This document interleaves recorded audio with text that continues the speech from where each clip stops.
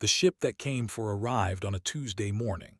He was eating breakfast in his small apartment when the sky turned dark. Through his window, he watched a vessel the size of a football stadium block out the sun. It hung there like a metal mountain, silent and terrible. 3 hours later, men in black suits knocked on his door. They were government people.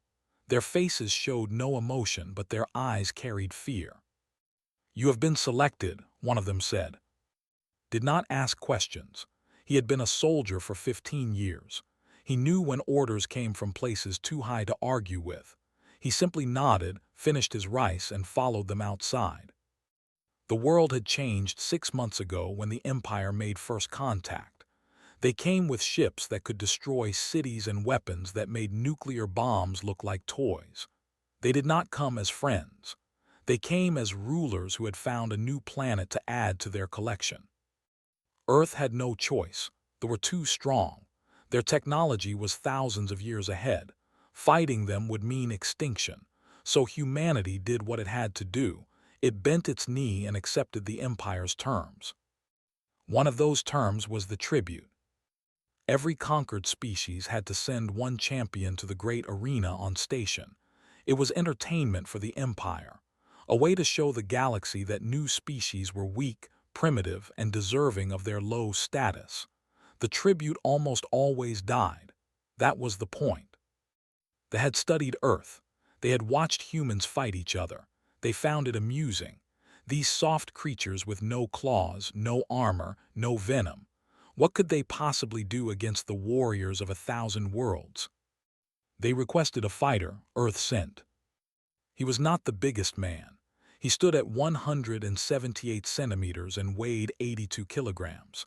His body was lean, covered in old scars from battles most people would never hear about. His face was calm, almost gentle, but his eyes were different. They held something cold and patient, like deep water hiding sharp rocks beneath. The military transport took him to a base in the mountains. There, he met Lieutenant for the first time.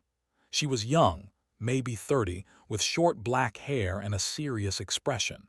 She wore the uniform of Earth's new Galactic Relations Division. "I will be your handler," she said. "I speak their language, I know their customs. I will be your eyes and ears on the station." And my voice asked, "If needed, but I think you will do your own talking." She briefed him for 3 days. There were creatures, standing over 2 meters tall with hard shells and multiple arms. They had conquered 47 species across 3 galaxies. Their empress, a being called, had ruled for 200 years. She enjoyed watching tributes die. It reminded her subjects of their place. The arena on station was famous. Billions watched the fights across the Empire. Species bet fortunes on the outcomes. Champions who survived could win freedom for their people, but none had survived in over a century. "The other species see us as animals," explained. "Category 4, that means barely intelligent, good for labor and entertainment, nothing more." "What is Category 1? Asked. "The themselves, and 2 other ancient species. Everyone else falls below." Nodded slowly, "So they think we are stupid animals." "Yes." "Good," he said. "Stupid animals are underestimated." The journey to station took 4 days through something called a fold gate. Spent the time exercising in his small cell, push-ups, sit-ups, stretches that kept his muscles warm and ready. He did not think about death. Death was always possible. It had been possible every day of his military career. Worrying about it was useless. Visited him each day. She taught him words in the tongue, how to show respect, how to stay silent when the masters spoke. Learned everything, but he made his own plans in the quiet corners of his mind. When the ship arrived at station, was taken to a processing center. Aliens of every shape and size moved through the corridors. Some had scales, some had fur, some had too many eyes. They all looked at him with curiosity or pity. Another tribute, another soon-to-be corpse. The guards pushed him into a medical room. Machines scanned his body. They took samples of his blood, his skin, his spit. A technician with 6 arms examined the results and made a clicking sound. "Interesting," she said in broken common tongue. "Endurance predator, unusual design, high pain tolerance, moderate strength, excellent healing ability." "What does that mean?" asked. "It means you will last longer than most, perhaps 2 minutes instead of one." The guards laughed. Their mandibles clicked together in what passed for humor. Said nothing, he let them laugh. They gave him a small room with a hard bed and a window that looked out at the stars. Came to him that night with a small device hidden in her palm. She pressed it behind his ear, and he felt a tiny pinch. "Communication implant," she whispered. "I can talk to you during the fights, guide you if needed." "Thank you." "The first match is tomorrow. They are not wasting time. The arena master wants to see what humans can do." "What am I fighting?" "A berserker. They are large, very strong, very aggressive. They feel almost no pain. Their bones grow outward like blades. Most opponents die within seconds." Consider this information. Weaknesses. Their joints. The armor does not cover them fully. And they are not clever. They rely on rage and strength. They have never needed strategy. Then they will learn something new tomorrow. Studied his face. She had read his file. 23 confirmed kills in military operations. 10 years in special forces. 5 years as an underground fighter after he left the army. The government had chosen him because he was the most dangerous human they could find who was also controllable. But looking at him now, she wondered if controllable was the right word. "Are you afraid?" she asked. Thought about the question. Fear was something he understood. He had felt it many times, in the jungles, in the mountains, in the dark places where death waited behind every shadow. But he had learned something important long ago. Fear was useful. It made you sharp. It made you careful, but you could never let it make decisions for you. "No," he said finally. "I am not afraid, I am ready." The next morning they came for him. Guards in heavy armor led him through winding corridors filled with the smell of blood and the roar of distant crowds. The arena was close. He could feel it like a heartbeat through the metal walls. They brought him to a gate made of black iron. Beyond it, he could see sand stained with colors he did not recognize. The blood of species he had never met. Above, 100,000 aliens screamed for entertainment. The arena master's voice boomed through speakers. It spoke in the tongue, but translated through his implant.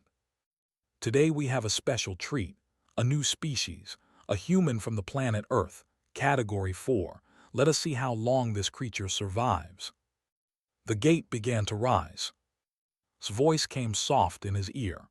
"They have given you no weapons, standard entertainment rules. They expect you dead in 30 seconds. Stepped forward into the light. The sand was warm under his bare feet. The crowd noise hit him like a wave, 100,000 voices crying for his blood. Across the arena a gate opened.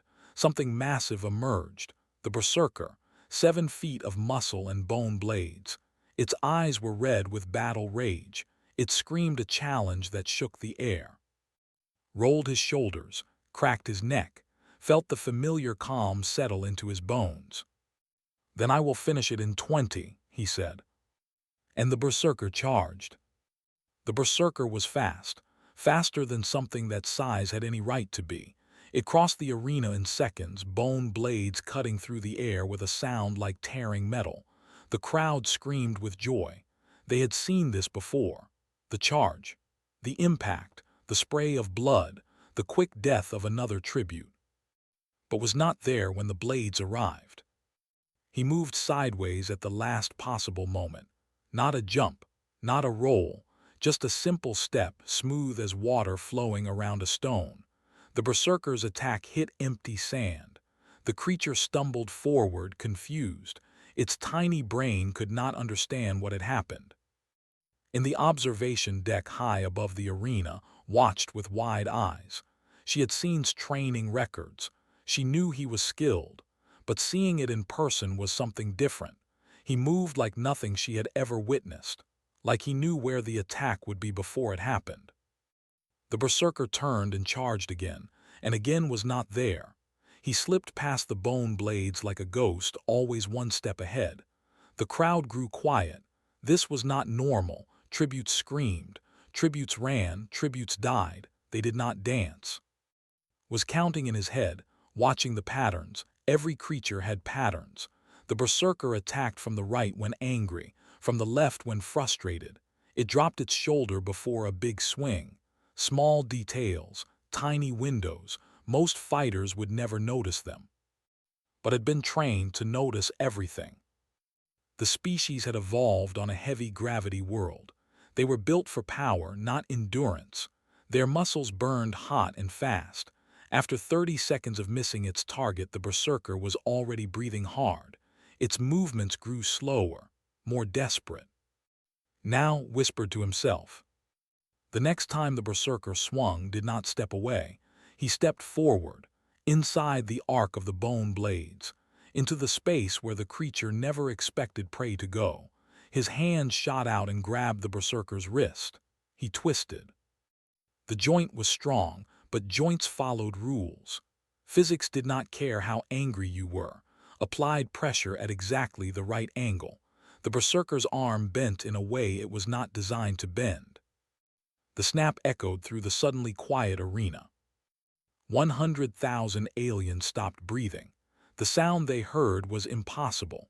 A Category 4 creature had just broken the arm of a berserker, a species that had terrorized a dozen worlds, a species that felt almost no pain.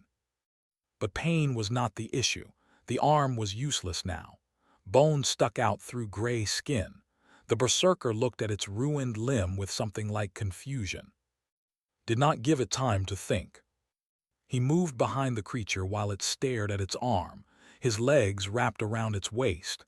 His arms snaked around its neck. A chokehold, simple, effective. The same technique humans had used against each other for thousands of years. The berserker thrashed. It reached back with its remaining arm, trying to grab him, but had positioned himself perfectly. The bone blades could not reach. The thick muscles could not break his grip. All those features that made the deadly were now useless. Squeezed. Alien blood carried oxygen like human blood. Alien brains needed that oxygen to work. Cut off the supply and even the mightiest warrior would fall. It was simple biology, universal truth. 12 seconds after he locked in the hold, the berserker went limp. It collapsed to the sand unconscious. Not dead, had been careful about that. Dead was easy. Alive was a message. He stood up slowly. The crowd was completely silent, not even whispers, just 10,000 eyes staring at something they could not understand. His voice came through his implant. You need to kneel, show submission to the Empress. It is tradition after a victory. Looked up at the royal box. He could see her there. Empress, a massive covered in gold ornaments, sitting on a throne of black metal. Her compound eyes were fixed on him. He could feel her attention like heat on his skin. He did not kneel. Instead, he bowed, a small bow, the kind a martial artist gives to a worthy opponent, respectful but not submissive, the kind of bow that said, I acknowledge you, but I do not fear you. The silence stretched for a long moment. Then someone in the crowd began to click their mandibles, the way of clapping. 1 became 2, 2 became 10, 10 became 100. Soon the entire arena was clicking, a sound like 1,000 insects moving through dry leaves. They were not cheering for him, not exactly. They were acknowledging that they had seen something new, something they did not understand. And in a culture built on dominance and strength, the unknown was both terrifying and fascinating. In her private box, Empress leaned toward her advisor. What is this creature? A human majesty from the new world, Earth. I know what it is called. I am asking what it is. Our files say Category 4. Our files say primitive. Our files say easy entertainment. Her voice grew cold. Our files appear to be wrong. The advisor trembled. Shall I have it killed, Majesty? Considered, she had ruled for 200 years by understanding power, and she had just seen something powerful, something that did not fit the categories her empire used to organize lesser species. No, she said finally, escalate the trials, find stronger opponents. I want to see what this human can do. She paused, and I want to understand how it does it. Below was led back through the iron gate. Guards surrounded him, but they kept more distance than before. He noticed that. He noticed everything. Met him in the corridor. Her face was pale. That was incredible, but also incredibly dangerous. You were supposed to kneel. I know. The Empress could have ordered your execution for that disrespect. But she did not. Stared at him. You knew she would not. How? Started walking toward his cell. His muscles were warm and loose. The fight had been good exercise, nothing more. Rulers like her collect rare things, he said. I just made myself rare. She will not destroy something rare until she understands its value. And if you are wrong, then I die, he shrugged. I was going to die anyway. The tribute always dies. You told me that yourself, so I decided to change the game. Back in his cell, ate the food they brought him. It tasted strange, but he had eaten worse in worse places. His body needed fuel. Everything else was secondary. Sat across from him, watching him eat. The next fight will be harder. They are not going to underestimate you again. Good, I was getting bored. This is not a joke. They have creatures in this arena that have killed hundreds, thousands. Things with poison, with acid, with weapons built into their bodies. Finished his meal and set down his bowl. Let me tell you something about humans, about what we really are. He held up his hand. Ordinary, 5 fingers, no claws, no armor. We are not the fastest, we are not the strongest, we cannot fly, we cannot breathe underwater, we have no venom, no shells, no natural weapons. He turned his hand over, studying it. But we conquered our planet. We hunted everything, even creatures much bigger and stronger than us. Do you know how? Shook her head. Because we do not stop. Other predators chase prey until they get tired. Then they give up. Humans do not give up. We follow, we track, we wait. We chase our prey until it collapses from exhaustion. We are endurance predators. We are patient, and we learn. He pointed at his head. This is our weapon. Every fight I have, I learn, I watch, I understand. And then I use what I learn. The Berserker was dangerous, but it was simple. It had one strategy, charge and kill. When that failed, it had nothing else. And if you fight something that is not simple, smiled, it was not a warm smile, then I become not simple too. That night, rumors spread through station like fire. A human had defeated a Category 4 had humiliated one of the Empire's warrior species. The footage was watched and shared billions of times. In the slave quarters, other conquered species whispered to each other. They had seen tributes before, scared creatures who died quickly and were forgotten. This human was different. He had not begged. He had not screamed. He had fought with a calm efficiency that spoke of something deeper, something that refused to be prey. One of them, an old being from a species conquered long ago, spoke words that would eventually spread across the empire. Watch this one, she said. This one is not here to die. This one is here to teach us something. And on Earth, billions of kilometers away, Admiral watched the broadcast with careful eyes. She had sent to the arena expecting him to buy humanity time. A few days, maybe a week, of distraction while Earth quietly prepared. Now she began to wonder if she had started something much bigger than a distraction. She reached for her communicator and began to make calls. The game was changing, and humanity needed to be ready. The second fight came the next morning. They did not give time to rest. The arena master wanted to prove that the first victory was a mistake, a lucky accident, something that would not happen again. They sent a serpent. The creature was 12 meters long, covered in scales that shimmered like oil on water. Its fangs dripped venom that could kill in seconds. It had no legs, no arms, just pure muscle that could crush stone. There were assassin creatures, used by the Empire to eliminate targets quietly. One had never lost in the arena.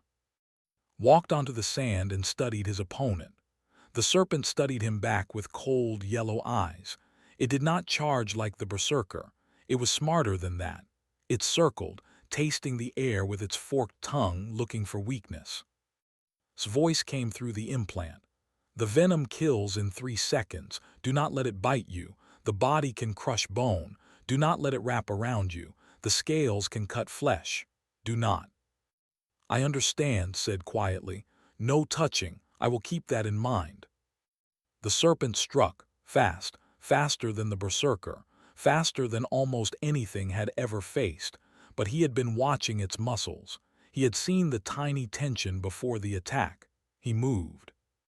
Not far, just enough. The fangs passed centimeters from his face. He smelled the venom, sharp and chemical. The serpent pulled back and struck again, and again, and again. Each time was somewhere else. He was using the snake's own speed against it. Every missed strike made it angrier. Anger made it faster, but faster was not the same as smarter.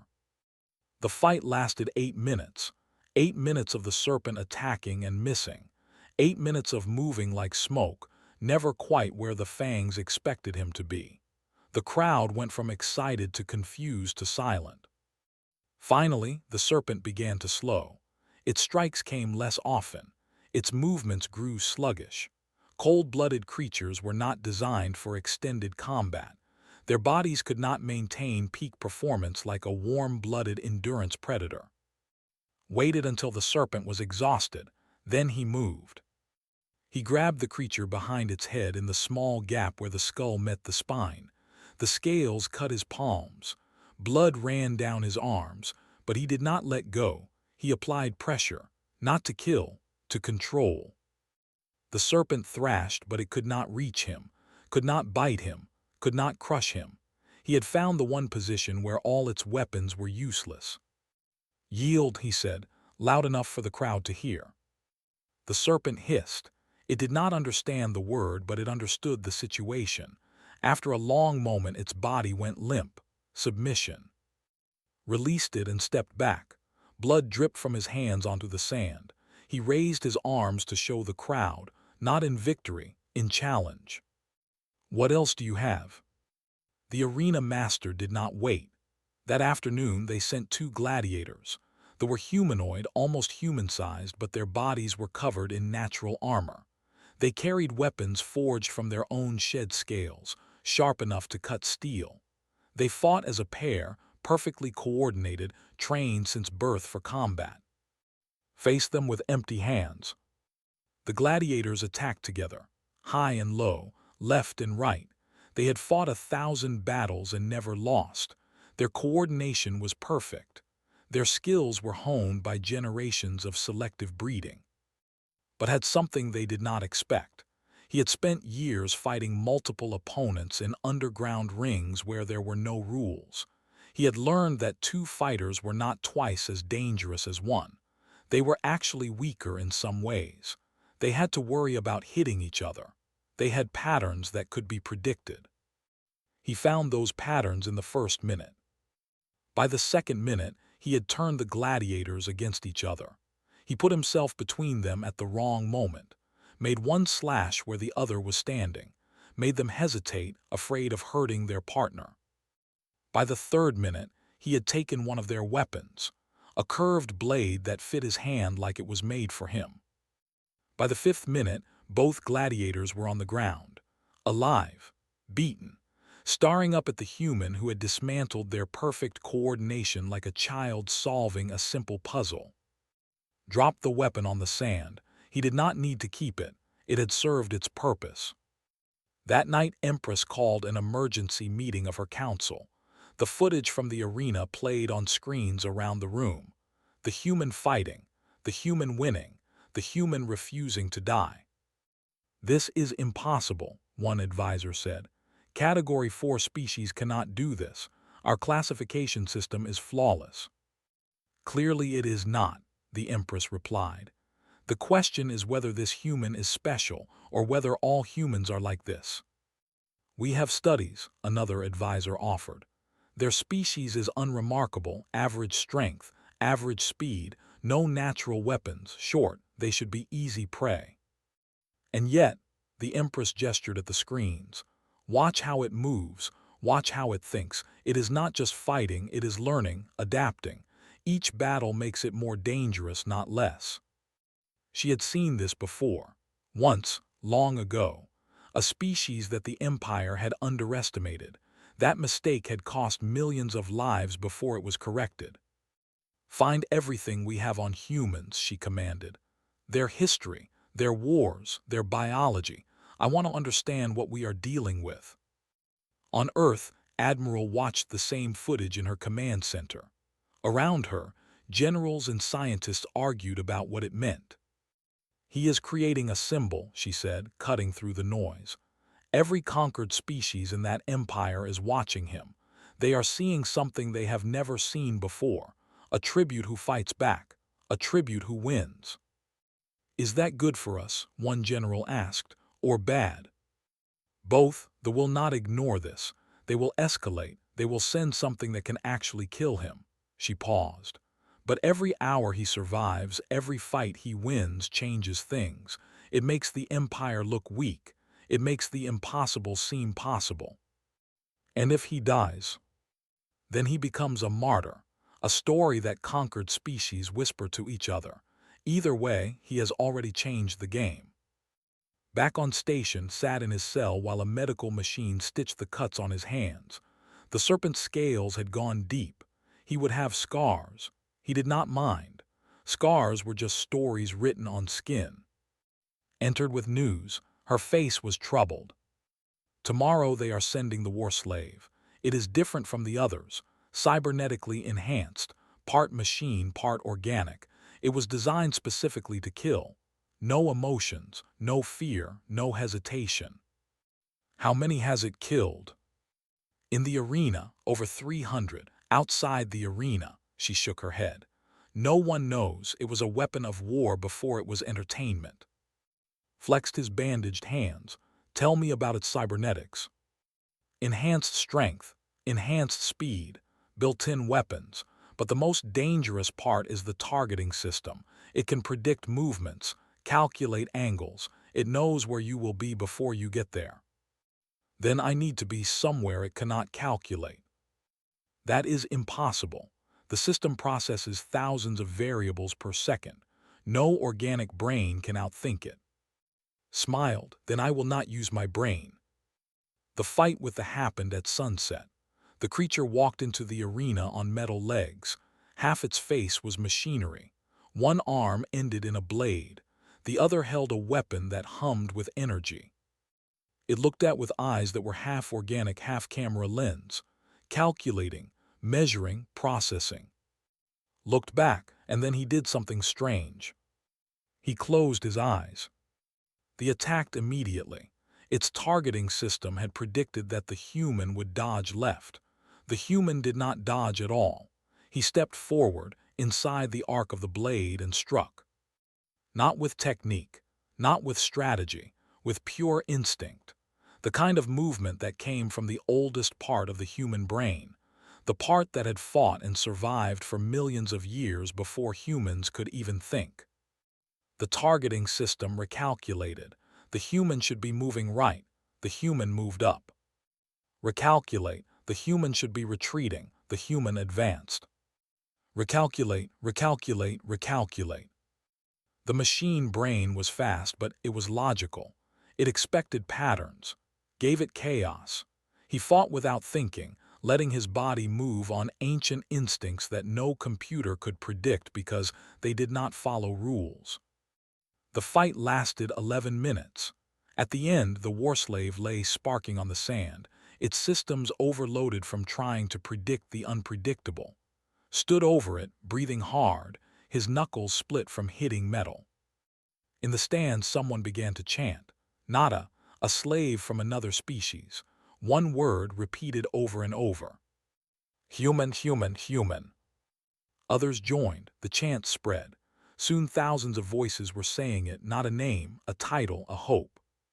Empress watched from her box. Her compound eyes reflected the chaos in the stands. For the first time in 200 years, she felt something she had almost forgotten. Fear.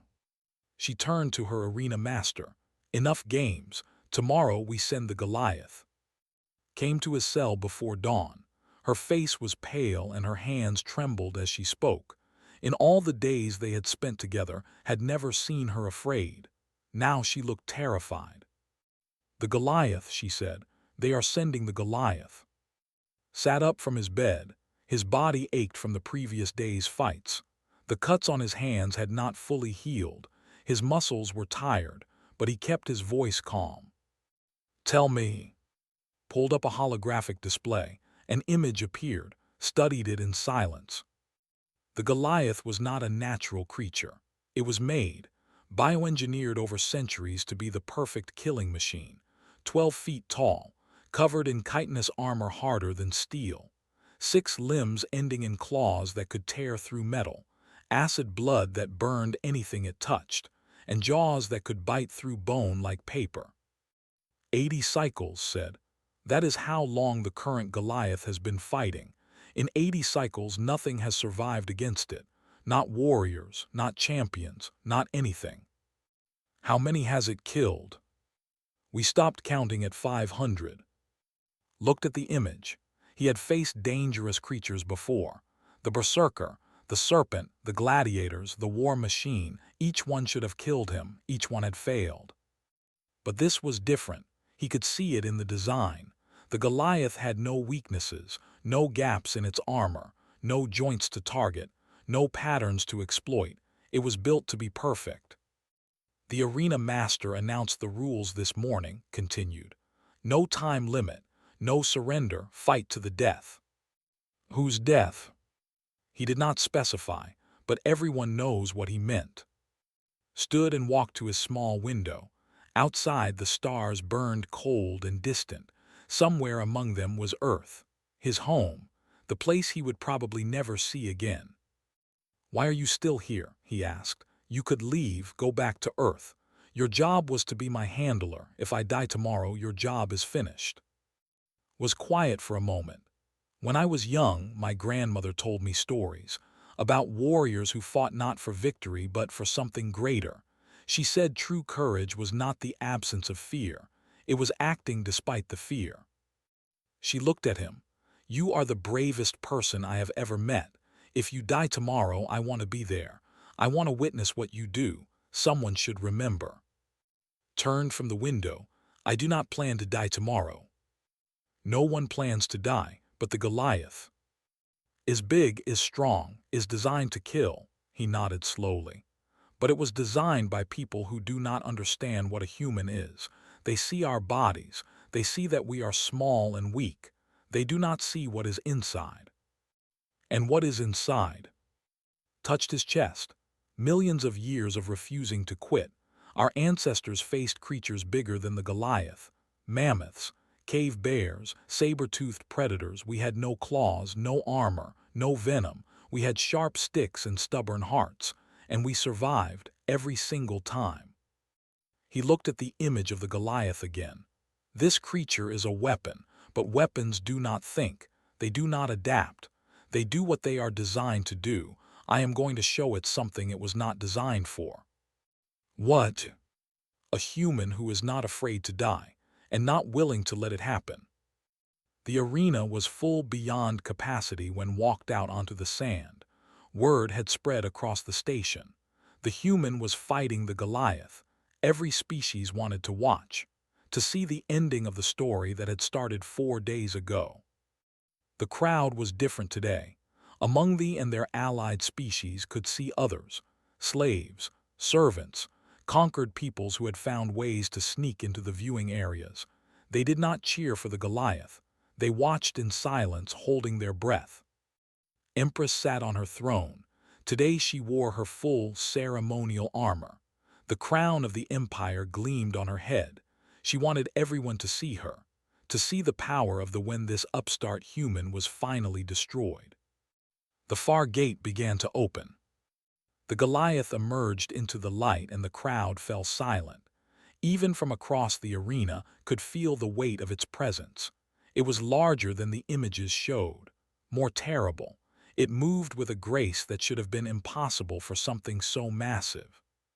Its eyes found him, small, red, intelligent eyes that had watched hundreds of opponents die. They held no mercy, no emotion, just cold purpose. The arena master's voice boomed across the speakers. The rules are simple. No time limit. No surrender. Fight until one remains. Let the battle begin. The Goliath charged. Had exactly 2 seconds to move. He used them well. The claws that would have torn him in half instead carved grooves in the sand where he had been standing. The creature was fast, faster than anything that size should be. Had to use every bit of skill he possessed just to stay alive. He could not attack, could not counterattack, could only dodge and weave and try not to die.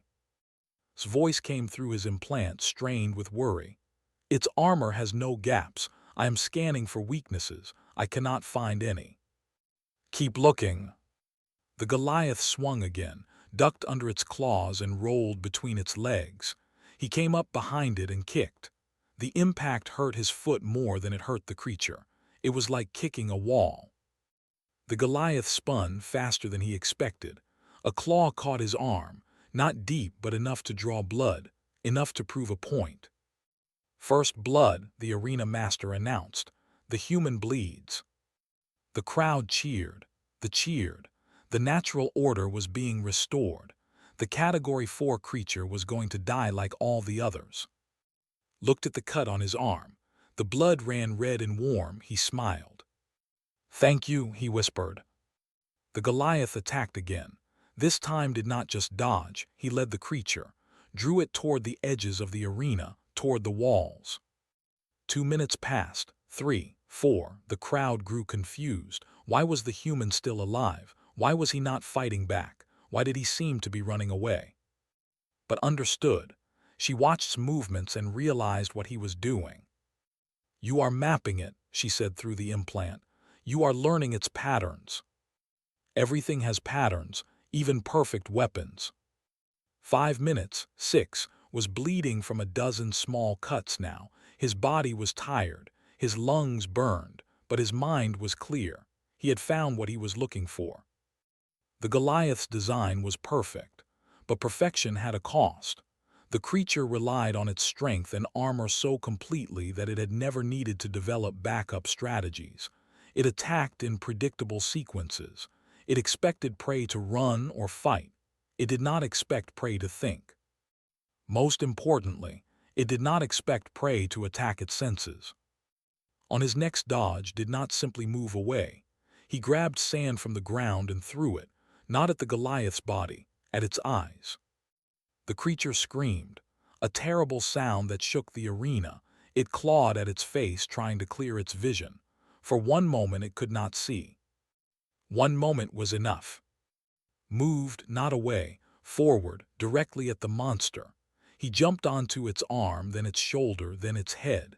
His fingers found the soft tissue behind the eye, the one spot where the armor could not protect. He pushed. The Goliath thrashed. It smashed itself against the walls, trying to dislodge him, held on. Blood ran down his face. His body screamed with pain, but he did not let go. His fingers found nerve clusters. He remembered the medical scan from his first day.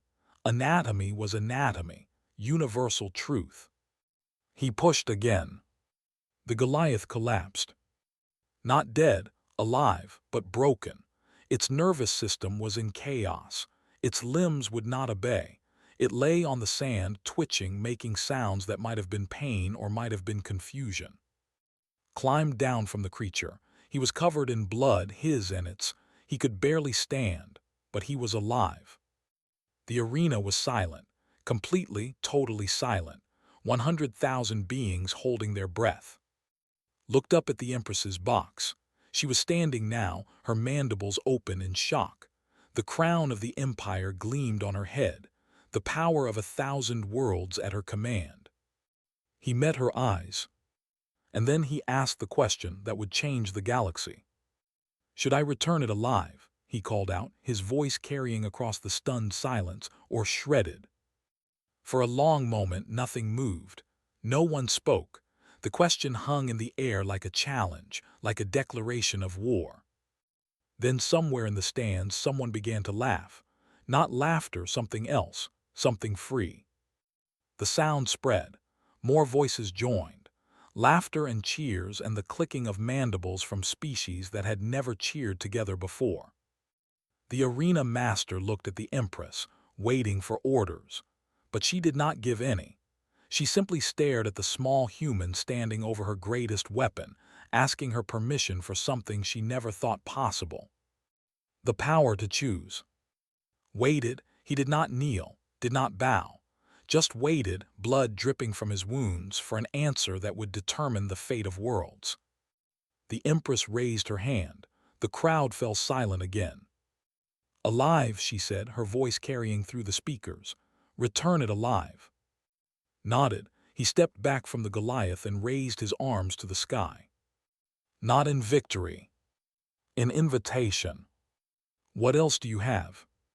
The aftermath began before even left the arena. Across station, things were happening. Things that had been building for decades. Things that one human's question had finally set free. In the slave quarters, workers put down their tools. In the maintenance tunnels, servants stopped serving. In the processing centers, the conquered peoples of 47 worlds looked at each other and saw something new in their eyes. Hope. For 80 cycles, the Goliath had been undefeated. For 200 years, the Empress had ruled without challenge. For generations beyond counting, they had told the galaxy that their power was absolute. That resistance was futile. That lesser species existed only to serve. One human had just proven them wrong. The first riot began in Section 12. A group of slaves attacked their overseers. They did not have weapons. They did not have a plan.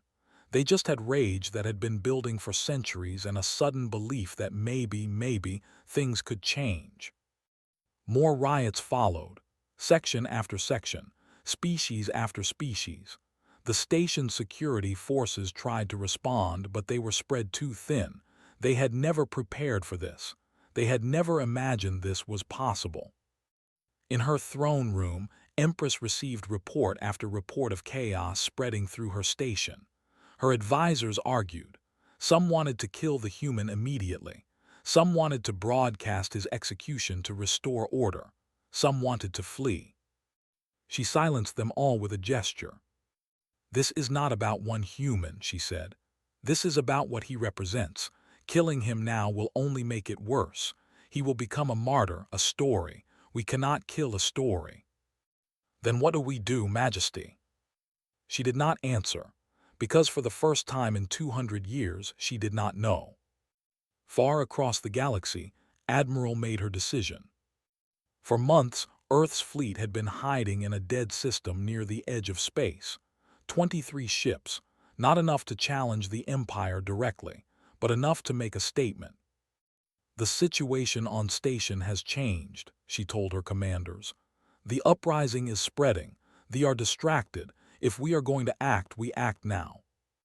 "Are we declaring war?" one commander asked. "No, we are providing diplomatic support. Our official position is that we are here to ensure the safety of Earth's citizen." She paused. "That citizen happens to be the most famous person in the galaxy right now." The fleet moved. In his cell was being treated by medical machines when burst through the door. Her eyes were wild. Her hands shook as she grabbed his arm. "It is happening," she said. "Everything is happening. The slaves are revolting. The station is in chaos. And Earth's fleet just appeared at the edge of the system." Process this information calmly. "The Admiral moves faster than I expected." "You knew this would happen." "I knew it might happen. I hoped it would happen." He stood up from the medical bed. His wounds were sealed, but his body was exhausted. It did not matter. There was more work to do. When I asked the Empress that question, I was not just asking about the Goliath. I was asking about everything, about power, about control, about what happens when someone stands up and refuses to be a victim. Stared at him. You planned this, all of it from the very beginning. Not planned, hoped. I am just one person. I cannot defeat an empire, but I can show people that the empire can be defeated. What they do with that knowledge is up to them. An explosion shook the station. Through the window they could see fires burning in the distance, ships launching, chaos spreading. "We need to leave," said. "The extraction shuttle is waiting. Admiral sent it specifically for us." Nodded, but before he left, he looked out at the burning station one more time. Somewhere out there, people were fighting for their freedom. People who had been slaves their entire lives were standing up for the first time. He had given them a spark. They had turned it into a fire. The shuttle was waiting in a cargo bay. The pilot, a young woman named, was fighting to keep the ship stable as the station shook around them.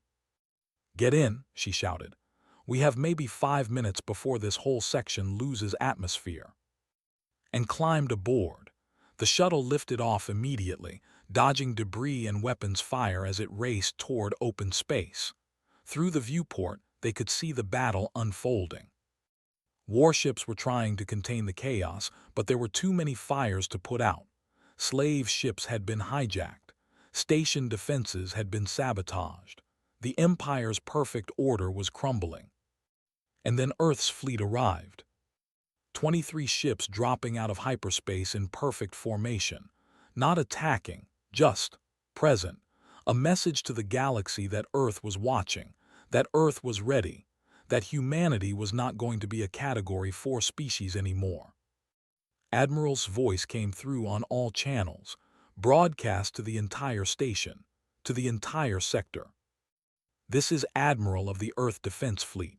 We are here to escort our citizen home safely. We have no hostile intentions toward any species or government. However, we will defend ourselves and our people if necessary." A pause then.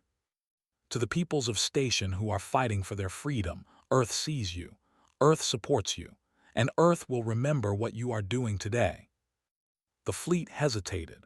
They had the numbers to destroy Earth's ships, but doing so would mean admitting that they saw humanity as a threat. It would mean admitting that a Category 4 species could challenge them. Empress made her decision, the same calculation she had made in the arena. Sometimes the smart move was not the strong move. "Let them go," she ordered. "All of them, the human, the fleet, let them return to their world." "But Majesty, this battle is already lost.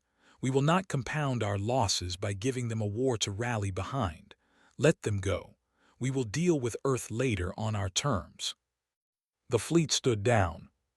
The shuttle docked with Admiral's flagship, was escorted to the bridge where the Admiral was waiting. She was a small woman, gray-haired, with the bearing of someone who had commanded soldiers for decades. "You started 3 separate revolutions," she said. "Possibly more. We are still counting.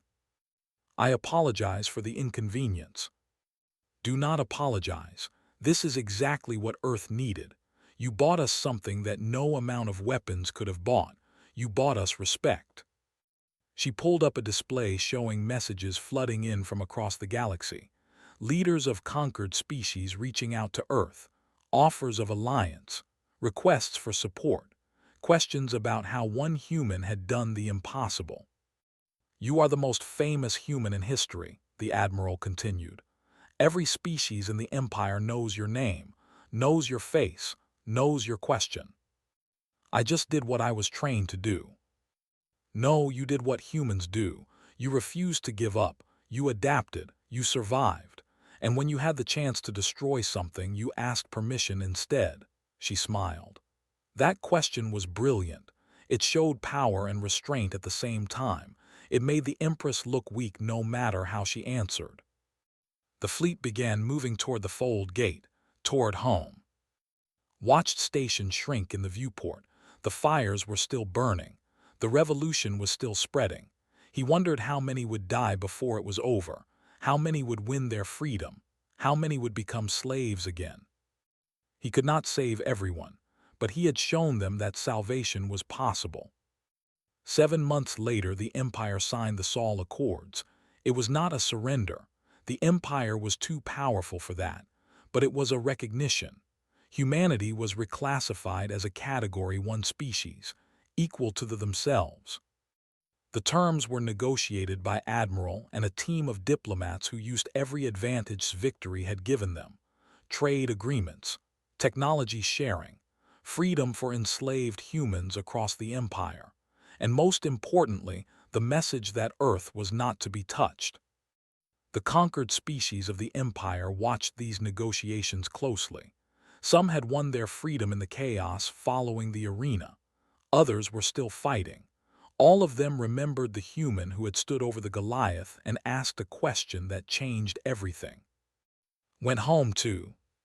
He did not want fame, did not want statues or medals or parades. He wanted to rest, to heal, to remember who he was before the arena. He opened a small gym in his old neighborhood. Nothing fancy, just mats on the floor and weights in the corner.